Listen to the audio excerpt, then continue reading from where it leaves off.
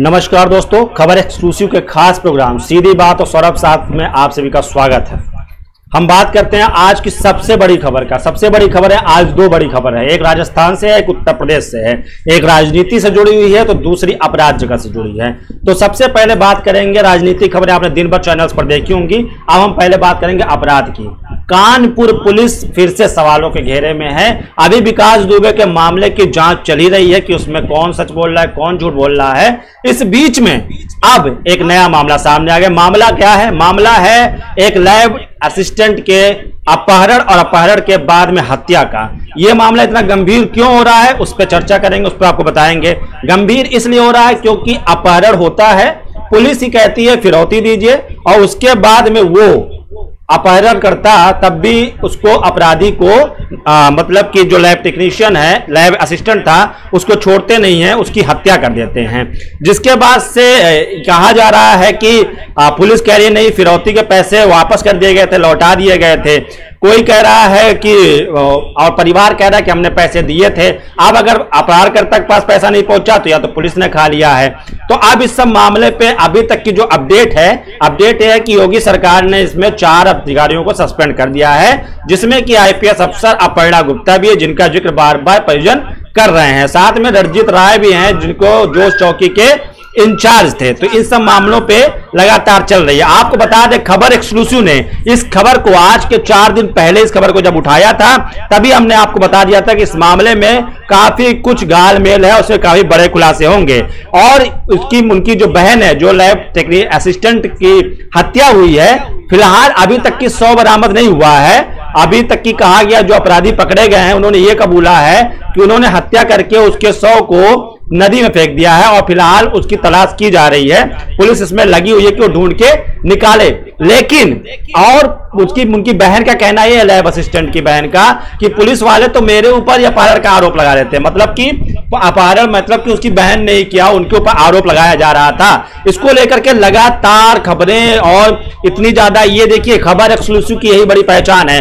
खबर एक्सक्लूसिव खबरों को पहले ही भांप लेता है, उन खबरों को भांप लेता है जो खबरें आज आप सुर्खियों में देख रहे हैं। इस खबर को सबसे पहले खबर एक्सक्लूसिव ने हमारे इसी कार्यक्रम में मैंने ही आपके सामने इस खबर को रखा था और बताया था यह खबर बहुत बड़ी खबर होने वाली है।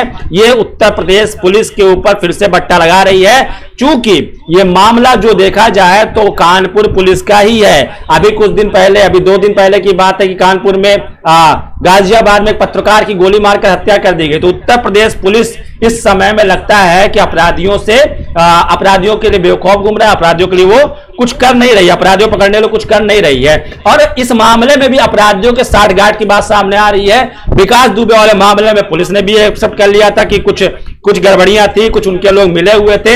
ये सारी चीजें उस वक्त भी सामने आ रही थी।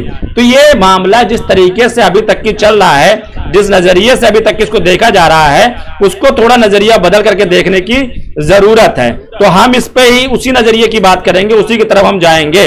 पहले हम हमारे कुछ साथी उनको भी जोड़ लें, वो लोग जुड़ जाएं। और हमारा एक अहम सवाल भी है, आप में इसका जवाब दीजिए कि क्या उत्तर प्रदेश पुलिस इस समय काम धाम छोड़ करके अपने काम पर स्टॉप लगा करके उस तरीके से चल रही है, वो कुछ नहीं कर रही है? इस पर आपने हाँ या ना में आप कमेंट में जवाब भी दे सकते हैं कि आपको क्या लगता है कि क्या कानपुर पुलिस या उत्तर प्रदेश पुलिस अपना काम कर रही है या नहीं कर रही है। इस पर हम जुड़ेंगे, इस पर चर्चा करेंगे। सबसे पहले हम आपको बता देते हैं कि इस मामले में परिजन की जो बहन है, जो अभी जिसका लैब असिस्टेंट की हत्या हुई है, उसकी बहन बार बार रो रो के कह रही है कि मैंने जब पुलिस के पास गई तो पुलिस वाले आरोप मेरे ऊपर ही डाल रहे हैं। पुलिस वाले कह रहे हैं आरोपी तुमने ही अपहरण करवाया है। और उसके बाद में फिर पुलिस अपर्णा गुप्ता के पास जाती है तो पुलिस वो कहती है, मैडम कहती हैं कि आप ना पैसे का इंतजाम कर लो, हम पैसा भी नहीं जाने देंगे और आपके भाई को लौटा लाएंगे।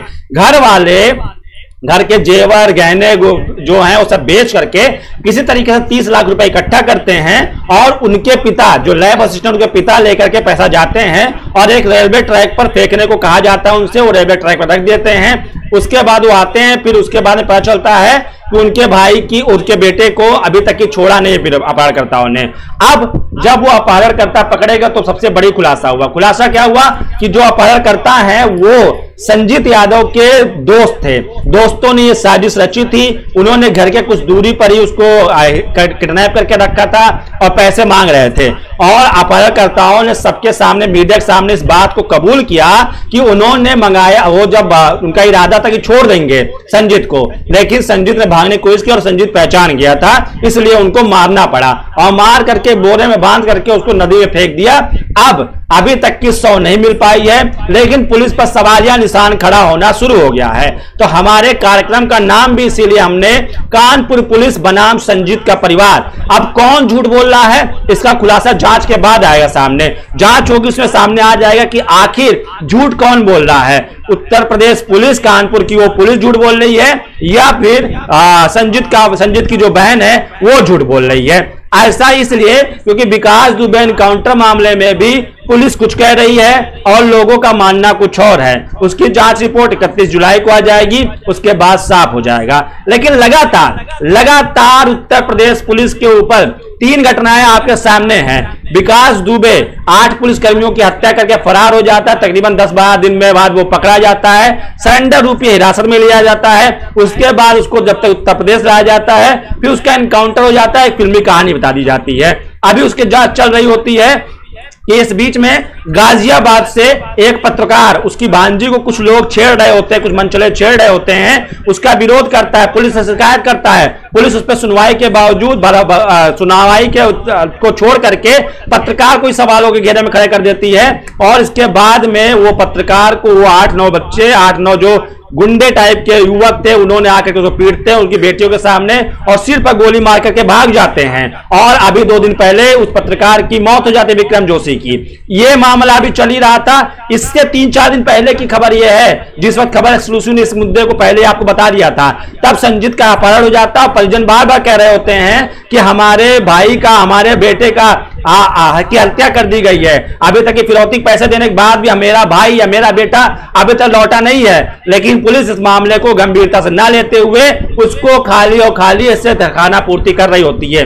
जबकि संजीत की बहन ने बताया कि उन्होंने ये मामला पूरी तरीके से आईजी, डीजीपी सभी के पास तक की पहुंचा दिया था, सभी तक की ये बात सबके मामले में संज्ञान में थी। तो आखिर ऐसा क्यों होता है? पुलिस क्या अपराधियों के साथ गठजोड़ करके और इसी तरीके से यहां पे चलाने के लिए है? पुलिस क्या अपराधियों को संरक्षण देने के लिए बनी है?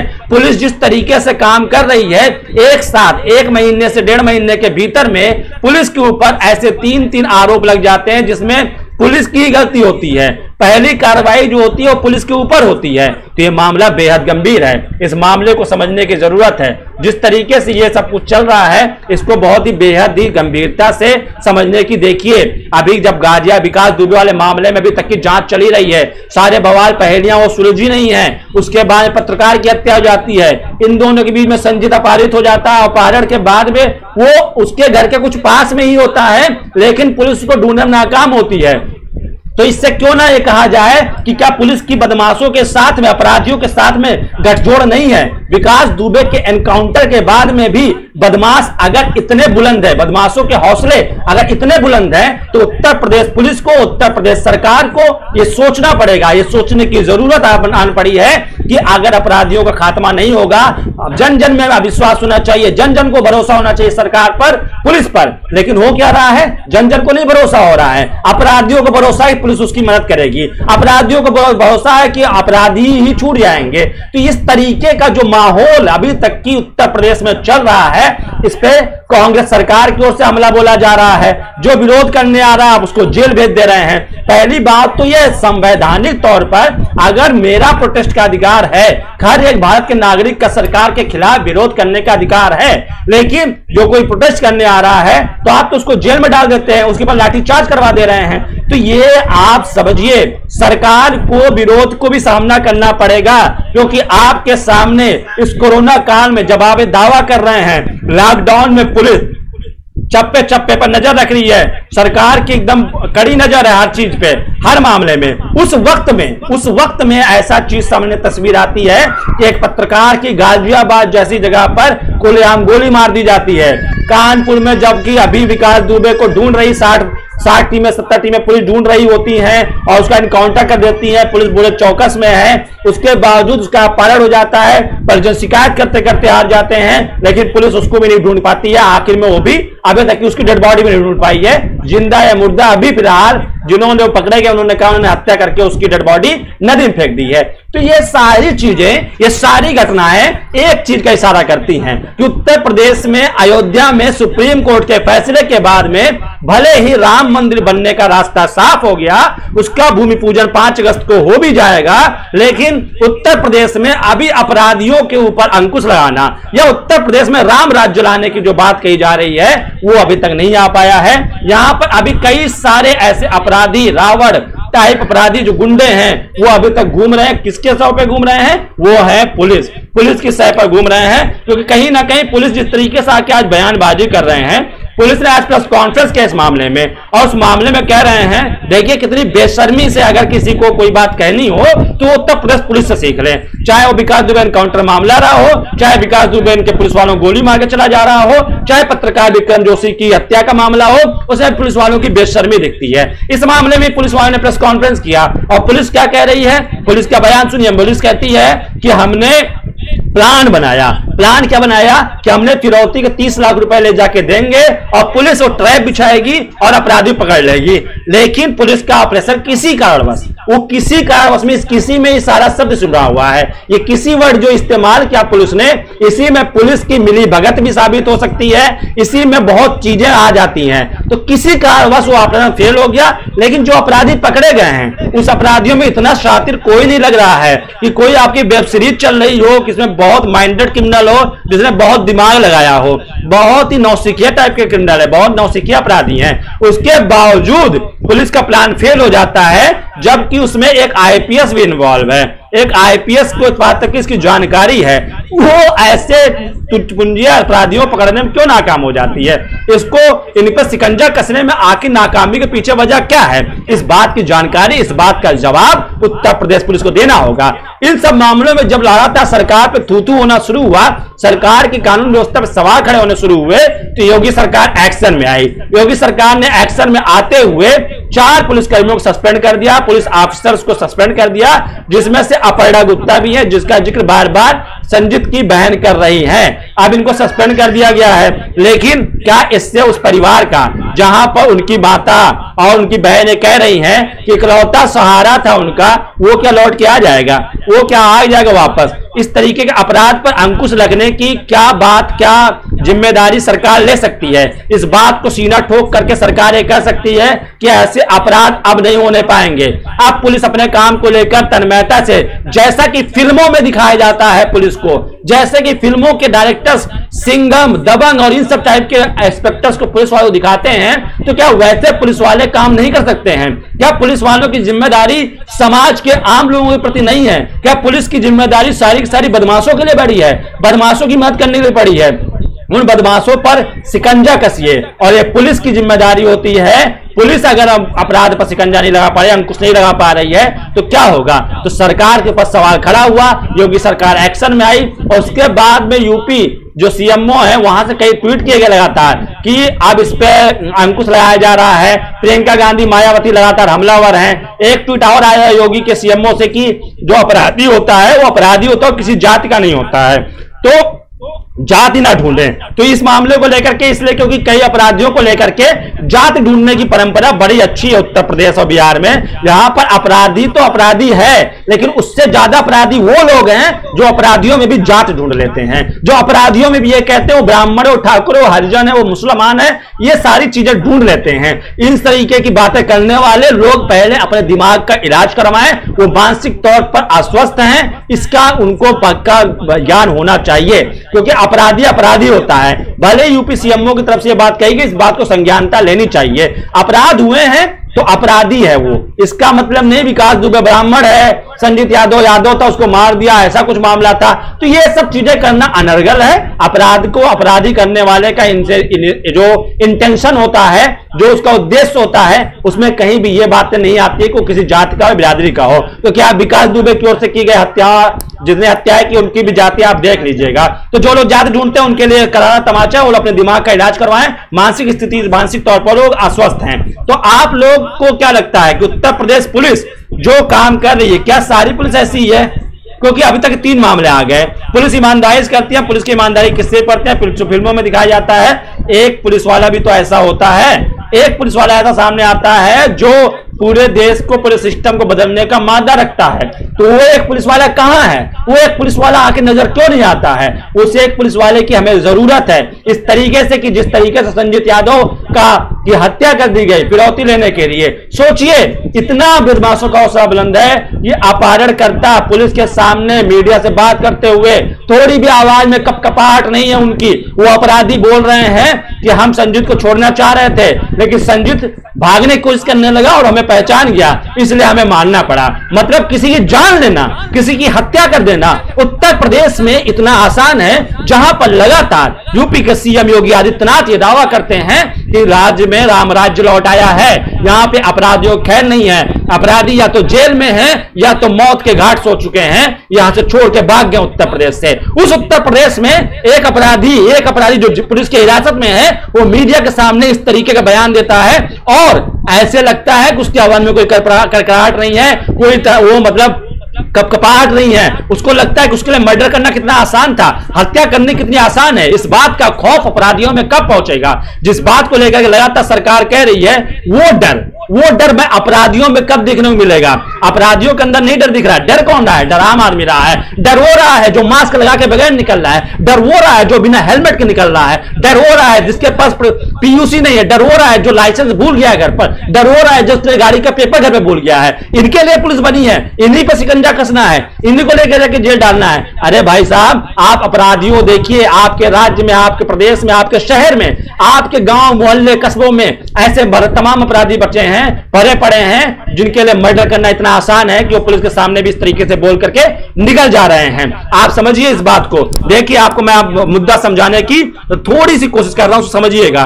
मेरा गुस्सा जायज इसलिए नहीं है, मैं गुस्सा कर रहा हूं, आपको लग रहा हो खामा-खा गुस्सा कर रहा है। गुस्सा इस बात के लिए कर रहा हूं क्योंकि मैं खुद उत्तर प्रदेश से रहने वाला हूं। तो क्या मेरी सुरक्षा की गारंटी कौन लेगा?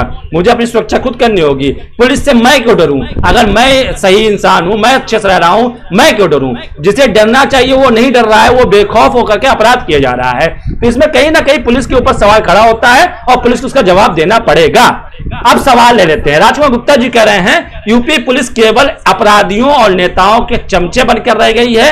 इनकी भी मजबूरी है क्योंकि ईमानदार और कर्मठ कर्मचारी चाहे जिस विभाग का हो अपने कार्य निष्पक्ष नहीं कर पा रहा है।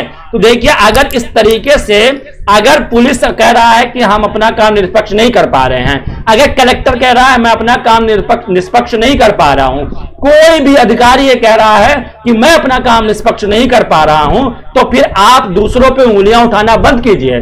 आप आते हैं और कहते हैं पत्रकार दलाली कर रहे हैं। पत्रकार लोग दलाली करते हैं, वो उनकी बात बोल रहे होते हैं। तो पहले अपने गिरेबान में भी झांका जाए। पुलिस अपने भी गिरेबान में जाकर इस बात को लेकर ऐसा कह रही है, तो निष्पक्ष काम करने के लिए आपको कोई रोक नहीं सकता है। फिर भी अगर ऐसा लगता है तो इससे अच्छा आप इस्तीफा दीजिए, उसमें कारण दीजिए ये चीज कि मुझे मेरा काम निष्पक्षता से नहीं दिया जा रहा है, इसलिए मैं छोड़ रहा हूं। लेकिन होता क्या है, आप उसी भ्रष्टाचार की रेल में, उसी नदी में हाथ धुलने लगते हैं, पैर धुलने तो धीरे धीरे उसमें डुबकी लगाना शुरू कर देते हैं। तो अपराधियों और भ्रष्टाचार को रोकने के लिए ऐसे बहाने जो निष्पक्ष करने वाले पुलिस चाहते हैं और जो ये बहाना लगाते हैं कि उनको किया करने नहीं दिया जा रहा है, तो ऐसे बहुत सारे तमाम उदाहरण हैं जो अगर दिए जाएंगे तो आपको सामने आ जाएगा। देखिए, आप नौकरी 4 दिन कीजिए, अच्छे कीजिए, ताकि आपको आने वाला समाज याद करे। आपके मौत को शहादत और याद किया जाए, रोए लोग, जनता रोए, पब्लिक रोए। 8 पुलिसकर्मी शहीद हुए थे, लोग सैल्यूट कर रहे थे, लेकिन पूरे देश में एक जैसा माहौल नहीं था। तो उसको समझने की थोड़ी सी दिक्कत है, उसको समझना हमें पड़ेगा। तो इस तरीके का जो माहौल चल रहा है उसको समझिए, उसको भी कीजिए।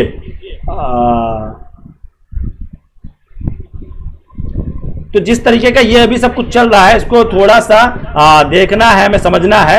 थोड़ा सा कुछ टेक्निकल दिक्कत सवाल ले लेते हैं। दिव्यांशु राय जी कह रहे हैं इनकी लोगों की यही वजह से ही विकास दुबे जैसे लोग पैदा होते हैं। महिमा पांडे ने कहा बहुत अच्छी तरह धोया, इनको जरूरत भी थी। दिव्यांशु राय कह रहे हैं बरेली के विधायक में मुद्दा उठाया है, इसको लेकर बरेली के विधायक ने मुद्दा उठाया है। उससे पहले खबर एक्सक्लूसिव ने मुद्दा उठाया था और बोला था कि इस पे बात भी की थी, इस पे चर्चाएं भी की थी। लेकिन होता क्या है कि पुलिस को भी मीडिया कवरेज चाहिए, पुलिस को मीडिया दिखती है, मीडिया कवरेज दिखता है तो वहां जाकर के एक्शन लेने की कोशिश करती है। लेकिन जिस तरीके की अभी तक के नतीजे सामने आ रहे हैं, जिस तरीके से चीजें हो रही है, वो बहुत बेहद ही भयावह है। उत्तर प्रदेश कानपुर पुलिस और अभी मैं ये नहीं कह रहा हूं कि उत्तर प्रदेश पुलिस झूठी बोल रही है, हो सकता है कि इसमें और भी नए खुलासे हों, इसमें और भी नए पेच आ सकते हैं जिसका आप एक्सपेक्ट भी नहीं कर रहे हैं। जो एंगल आप लोग देख भी नहीं रहे हैं, उस एंगल को भी देख के सोचने की समझने की जरूरत है। जिस तरीके से संजीत की बहन रो रही हैं, चिल्ला रही हैं, अब वो टीवी पर इंटरव्यू भी दे रही हैं, तो थोड़ा सा डाउट उधर भी जाता है कि कैसे आखिर अगर घर के पास था या फिर कुछ भी था, जैसा भी था, तो थोड़ा सा अभी उस पर शक जा रहा है। तो पुलिस वाले जो कह रहे हैं उसको भी, उस पैरवी को भी देखना पड़ेगा हमें, तो उसको भी हम समझने की कोशिश करेंगे, उसके और भी अभी जा रहे हैं। लेकिन देखते उसमें क्या निकल के आता है मामला। क्योंकि जो कानपुर में, आपको एक मामला और बता दूं, अगर आप संजीत यादव वाला देख रहे हैं तो एक मामला आपको और समझना चाहिए। जो लखनऊ में विधानसभा के बाहर मां और बेटी ने आत्मदाह करने की कोशिश की, उसमें बेटी की मौत हो जाती है, उसमें कांग्रेस के नेता और एक AMIM के नेता पकड़े जाते हैं, जिनके कहने पर हो जाती है। तो अभी संजीत यादव वाले मामले में भी ऐसा कोई पेश सामने निकल के आ सकता है, तो इसको अभी पूरा जांच हो जाएगा तो कुछ सामने। लेकिन अभी जो निकल के सामने आ रही है वो पुलिस की गलती दिख रही है। लेकिन इसमें हो सकता है कि जो पुलिस कह रही है वो भी बात सच हो सकती है। तो अभी पुलिस का जब नतीजा आ जाए, जो जांच पूरी हो जाए, क्योंकि जिस तरीके से अगर आपके घर का चिराग गया, आपके घर के सहारा गया है, तो जिस तरीके से संजीत की बहन चिल्ला रही है, उनके बार बार ये कही जा रही है, वो बार बार ये चीज कह रही है कि 30 लाख रुपए का जिक्र आ रहा है। 30 लाख का जिक्र जो बार बार आ रहा है वो 30 लाख, इस 30 लाख का जिक्र जब बार बार किया जा रहा है, मैं किसी की संवेदनाओं को नहीं कर रहा हूं, लेकिन किसी एक ही पक्ष को कटघरे में खड़ा करना यह भी पत्रकारिता नहीं है, यह भी सही चीज नहीं है। अगर पुलिस कटघरे में खड़ी है तो संजीत का परिवार और संजीत की बहन को भी कटघरे में खड़ा करना पड़ेगा और उनको सवाल जवाब चाहिए। अगर आपके घर का चिराग जाता है, आपके घर का चश्मो चिराग चला गया, एकलौता सहारा चला गया है, लेकिन आपके हर रुदन में, हर रोने में और बोलने में, कहीं भी आपके बोलने में वो डर, वो अफसोस, वो 30 लाख रुपए का डर दिख रहा है। भाई के जाने की, रोने की आवाज हमें सुनाई पड़ी, वो भी दर्द दिखाई पड़ा। लेकिन इस दर्द के बीच में जो 30 लाख का जिक्र बार बार आ रहा था, 30 लाख रुपए की जो बार बार साउंड आ रही थी कि पैसे भी चले गए, भाई भी घर नहीं लौटा, इसको लेकर के जो पुलिस कह रही है कि अपहरण बहन तुमने इसने ही करवाया था, तो उस पर भी जांच होनी चाहिए। हो सकता है, क्योंकि ऐसे तमाम मामले देखने को मिले हैं जिसमें अपहरणकर्ता परिवार के लोग मिले हैं, तो इसको भी समझना होगा। ये एक एंगल हो सकता है, ये पुलिस का एंगल है। तो अभी हम दोनों कटघरे में लेकर चलते हैं, लेकिन फिलहाल जिसकी गलती सामने आ रही है वो अभी उत्तर प्रदेश पुलिस आ रही है कि इंक्वायरी क्यों नहीं की, और उसी वक्त दूध का दूध पानी का पानी हो जाता। ये खबर लगातार हम इस पर बने रहेंगे। दूसरी बड़ी खबर पर बात कर लेते हैं। अब बात कर लेते हैं आज राजस्थान की सियासत की।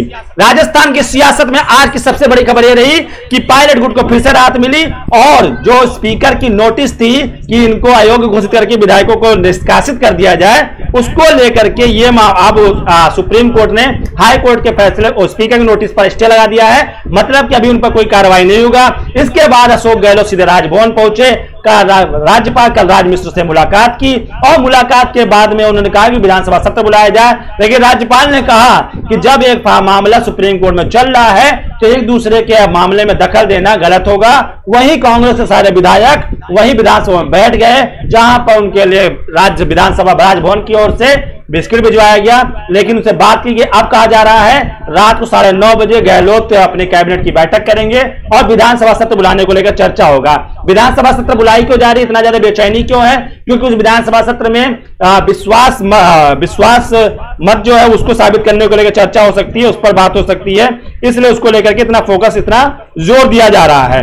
तो उसको लेकर के चर्चा चल रही है। तो 9:30 बजे बैठक हो, इसका मामला साफ होगा, क्या होता क्या नहीं होता है। वहीं पर एक राहत और मिली है गहलोत पायलट गुट को, उनको केंद्रीय पक्षकार रखने की भी परमिशन मिल गई है, मतलब केंद्र का भी इंटरफेयर आ गया है। एक बीजेपी नेता ने भी, बीजेपी प्रदेश अध्यक्ष ने कह दिया कि ऐसे कुछ माहौल बन रहे हैं कि ये सचिन पायलट भी मुख्यमंत्री बन सकते हैं, मतलब कहीं ना कहीं पे गहलोत की सरकार अल्पमत में आ सकती है। अब गहलोत सरकार क्यों चाहती है विश्वास मत साबित किया जाए, क्योंकि इस समय जो नंबरों का गणित है अभी फिलहाल में अशोक गहलोत के साथ में, तो सोचते हैं कि अभी जल्दी जल्दी कर ले, इससे पहले बीजेपी कोई और खेल कर दे और विधायक टूट जाए तो उसकी सरकार गिर सकती है, क्योंकि बहुत कट्टुकट विधायक है उनके पास में। तो 101 ही विधायक, 102 विधायक हैं जो बहुमत के लिए चाहिए होता है।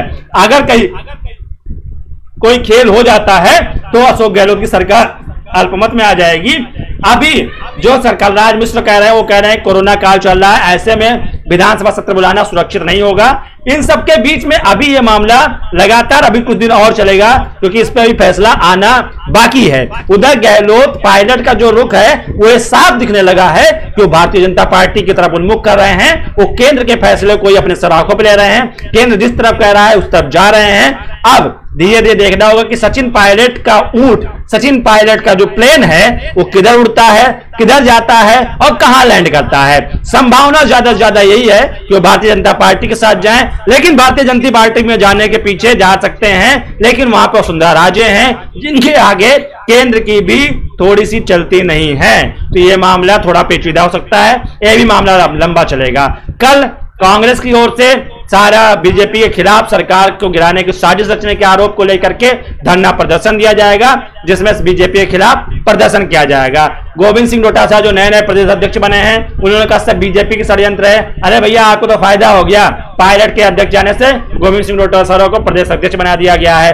अभी और देखिए, और इसमें बहुत नए नए खेल होंगे और हो सकता है कि गहलोत सरकार अल्पमत में आकर के सरकार से गिर जाए। तो इसीलिए गहलोत सरकार एकदम घूमी पड़ी है और विधानसभा में नारेबाजी सुनने को मिलती है, अशोक गहलोत जिंदाबाद, पायलट मुर्दाबाद, इस तरीके के नारे सुनने को मिलते हैं। तो कहीं ना कहीं शक्ति प्रदर्शन को लेकर के सभी लोग अपने शक्ति प्रदर्शन करने पे लगे हुए हैं।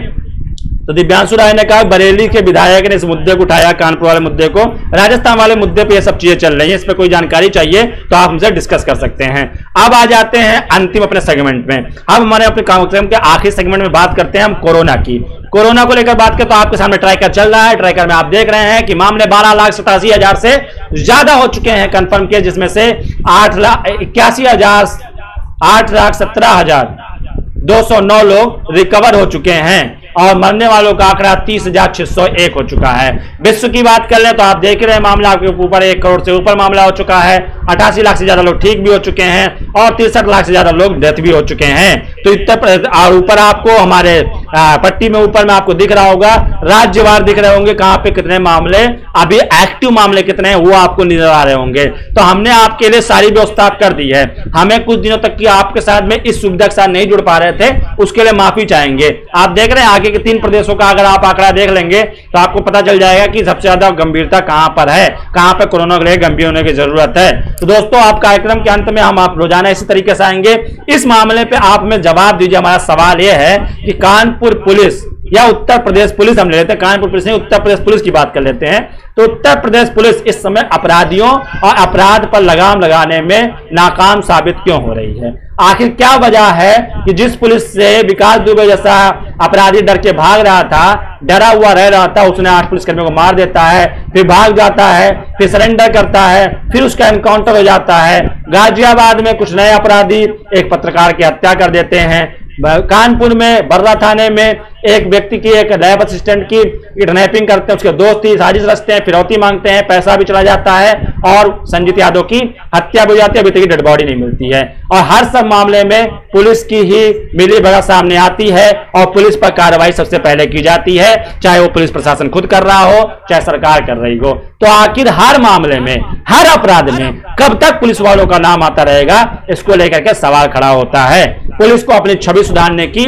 बेहद अहम जरूरत है। पुलिस अपनी अहमियत को, अपने इज्जत को वापस हासिल करे। जिस तरीके का उसकी इमेज इस तरह समय में उत्तर प्रदेश से बनी पड़ी है, जवाब देते नहीं बन रही है, उस चीज को समझने की जरूरत होगी। तो इस मामले को लेकर के उत्तर प्रदेश पुलिस लगातार घेरे में है और हमारा मकसद पुलिस को घेरना नहीं है, क्योंकि समाज में अगर अपराधियों के अंदर डर कोई बैठा सकता है तो उत्तर प्रदेश पुलिस ही नहीं, वो किसी भी राज्य की पुलिस ही बैठा सकती है। कोई अच्छा सरकार शासन चला सकता है तो उसकी जिम्मेदारी विधायकों की है, मुख्यमंत्री की है, राज्यों की। अगर केंद्र की बात करें तो सरकार की है, प्रधानमंत्री की है। तो सभी लोगों को अपनी जिम्मेदारी से काम करना होगा, जिसके बाद ही इस राज्य में राम राज्य आएगा। राम मंदिर बन जाने से राम राज्य नहीं आ जाएगा। खैर, राम मंदिर का शिलान्यास हो रहा है, उसको भी लेकर के आखिरी में आपको खबर दे देते हैं। खबर यह है कि कुछ लोगों ने उसको, शंकराचार्य ने कहा है कि मूर्त नहीं सही है। वहीं पर जो ऋतंबरा हैं, जो संत हैं ऋतंबरा, उन्होंने कहा है कि नहीं, कुछ छोड़ इस के लिए मूर्त अच्छा है तो उसमें हो सकता है काम बन सकता है। लेकिन एक चर्चा और चल रही है, कुछ लोग कह रहे हैं कि प्रधानमंत्री मोदी क्यों कर रहे हैं इसका, वो लोग शिलान्यास का पूजन क्यों कर रहे हैं, इसका पूजन कोई कार सेवा करना चाहिए जिन्होंने उसके लिए जान गंवाई है, या कोई बड़ा संत करना चाहिए। तो इसको लेकर हमारे पेज पर पोल भी चल रहा है, आप उसमें अपना जवाब भी दे सकते हैं कि आखिर जो लोग कह रहे हैं होना चाहिए, या देश के सबसे सम्मानित व्यक्ति जो इस वक्त में देश में प्रधानमंत्री हो आके भूमि पूजन करे वो अच्छा होगा। तो आप इसमें जवाब दे सकते, तरह जवाब आए। अभी तक जो जवाब आए हैं, ज्यादा से ज्यादा लोग कहना है कि कार सेवक उसको भूमि पूजन करे कोई तो ज्यादा अच्छा होगा, या वो कोठारी बंधु जिनकी जान गई थी इसके लिए, उनके परिवार से कोई इसका भूमि पूजन करे तो वो बेहतर होगा। इस सब चीजें चल रही हैं, इसमें फिलहाल देखते हैं कि क्या होता है। अभी आप लोग कमेंट करते रहिए, कल उसका हम विस्तृत रिजल्ट आपके साथ जिक्र करेंगे। तो आज के लिए बस इतना ही, कल फिर जुड़ेंगे आपके साथ में इसी कार्यक्रम में जिसका नाम है सीधी बात सौरभ के साथ, यानी मेरे साथ। मुद्दा होगा अहम, और मुद्दे की हम करेंगे पहले उस मुद्दे की हम बात करें जो शुरुआत में मुद्दा हम आपको बता देते हैं, और उस पर संज्ञान लिया था 4 दिन बाद। जैसे पुलिस 4 दिन बाद जगती है, हम उस मुद्दे को सबसे पहले उठाकर आपसे बात कर रहे थे जब ये पेपर्स में, न्यूज पेपर्स में एक छोटे से कॉर्नर में खबर थी। तो ये है खबर एक्सक्लूसिव खासियत। ऐसे ही नहीं, खबर एक्सक्लूसिव का नाम ही खबर एक्सक्लूसिव है, वो खबर उठाता है जो वाकई में एक्सक्लूसिव होती है, जिस पर लोगों को लगता है ये खबर ही नहीं होगी। तो आज के बस नहीं, तब तक कल फिर जुड़िए रात 8 बजे मेरे साथ सीधी बात सौरभ के साथ में। और तब तक के लिए कोरोना सुरक्षित रहिए, घर से बाहर निकलिए, मास्क पहनिए, सैनिटाइजर का इस्तेमाल कीजिए, सोशल डिस्टेंसिंग का ध्यान रखिए, बुजुर्गों और बीमारों को कम से कम क्वारंटीन कर रखिए, उनसे दूरी रखिए ताकि उनको कोरोना का संक्रमण ना हो, क्योंकि उनसे संक्रमण खतरा ज्यादा है। साथ में शादी विवाह या किसी भीड़ भाड़ वाले कार्यक्रम जाने से बचें, और हो सके तो घर से कम ही निकले, जब तक बहुत जरूरी काम ना हो तो ना निकले, और निकले तो पूरा परिवार नहीं निकले, कोई एक व्यक्ति निकले, जरूरती काम हो वो करके चले जाए। जितनी जरूरत है उतने लोग ही बाहर जाएं, क्योंकि मामले तेजी से बढ़ रहे हैं। भले रिकवर भी हो रहे हैं, वो बात ठीक है, लेकिन मामले भी बहुत तेजी से बढ़ रहे हैं। तो अपने आसपास साफ सफाई रखिए, स्वच्छता बनाए रखिए, स्वस्थ रहिए, और लोगों को भी स्वस्थ रखने के लिए इन सब नियमों का पालन कीजिए जो कोरोना से आपको बचा सकती हैं। तब तक के लिए आप लोग हमारे पेज को लाइक कीजिए, शेयर कीजिए, सब्सक्राइब कीजिए, हमारे यूट्यूब चैनल को भी सब्सक्राइब कीजिए, और ज्यादा से ज्यादा लोगों को जोड़िए। हमारा परिवार, आप लोगों को भी बधाई, हमारा परिवार बहुत जल्दी 25,000 का होने वाला है। हम बस चंद कदम दूर हैं, तो हम एक अपनी सिल्वर जो हमारी 25,000 मेंबरशिप की होगी उसकी सेलिब्रेशन भी हम आपके साथ करेंगे, जल्दी आपके साथ जुड़ेंगे। आप लोगों का बहुत बहुत शुक्रिया, इसी तरीके से प्यार देते रहिए और अपने आप को स्वस्थ और सुरक्षित रखिए। नमस्कार, शुभ रात्रि।